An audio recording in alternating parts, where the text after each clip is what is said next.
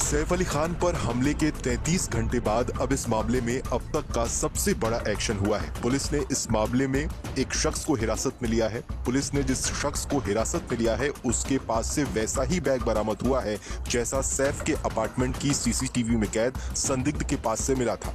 हालांकि अब तक पुलिस ने कंफर्म नहीं किया है कि गिरफ्तार किया गया शख्स वही शख्स है जो सैफ अली खान के घर में घुसा था और उन पर जानलेवा हमले किए। पुलिस ने इस पूरे मामले में घटना के वक्त सैफ के घर पर मौजूद उनके बच्चों की नैनी का बयान दर्ज किया है, जिससे कि इस पूरी घटना का एक एक पहलू अब सामने आ रहा है। सैफ अली खान के बच्चों की नैनी एलियामा फिलिप ने गुरुवार को पुलिस को बताया था कि आरोपी की उम्र 35 से 40 साल के बीच है। उसका रंग सांवला है और वो दिखने में दुबला पतला सा है। ऐसे में नैनी के बयान और सीसीटीवी फुटेज के आधार पर पुलिस ने आरोपी की तलाश शुरू कर दी थी और अब गिरफ्तार किए गए शख्स से बांद्रा पुलिस स्टेशन में पूछताछ की जा रही है। पुलिस की पूछताछ में सैफ अली खान के छोटे बेटे जेह की नैनी एलियामा फिलिप ने बताया कि 15 जनवरी की देर रात उसने बच्चों को खाना खिलाकर सुला दिया था। रात के करीब 2 बज रहे थे और उसने एक आवाज सुनी जिसकी वजह से उसकी नींद खुल गई।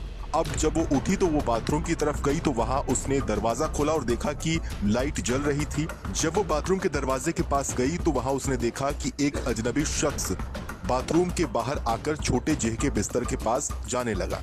एलियामा घबरा गई और जेह के पास वो दौड़ी। उसने आरोपी से पूछा कि वो चाहता क्या है। इस पर आरोपी ने चुप रहने की धमकी दी। एलियामा ने बताया कि उसने आरोपी से पूछा कि उसे क्या चाहिए तो उसने कहा कि उसे पैसे की जरूरत है। इस पर एलियामा फिलिप ने पूछा कि उससे कितने पैसे चाहिए तो आरोपी ने कहा कि उसे 1 करोड़ रुपए चाहिए। नैनी ने बताया कि उस शख्स ने इसके बाद उस पर हमला कर दिया। उसके बाएं हाथ में लकड़ी जैसा कुछ सामान था और दाहिने हाथ में एक लंबा और पतला हेक्सा ब्लेड था। उसने ब्लेड से हमला किया जिसमें इलियामा की कलाई और बाएं हाथ की उंगली पर चोटें आईं। इसके बाद वो चिल्लाई और फिर सैफ अली खान की नींद खुली और वो दौड़े दौड़े कमरे में पहुंच गए। सैफ ने आरोपी से पूछा कि वो कौन है और क्या चाहता है, लेकिन उस चोर ने सैफ पर हमला कर दिया। इस दौरान सैफ की गर्दन के पीछे, दाहिने कंधे, पीठ के बाईं ओर और हाथ की एक कलाई पर और कोहनी पर चोट आई। लीलावती अस्पताल के डॉक्टर्स ने शुक्रवार को सैफ अली खान का मेडिकल बुलेटिन जारी किया है। डॉक्टर्स ने कहा कि जब सैफ अली खान आए थे तो वो बिल्कुल खून से लथपथ थे, लेकिन वो फिर भी अपने पैरों पर चलते हुए शेर की तरह आए थे। सैफ के बेटे तैमूर अस्पताल पहुंचते समय उनके साथ थे।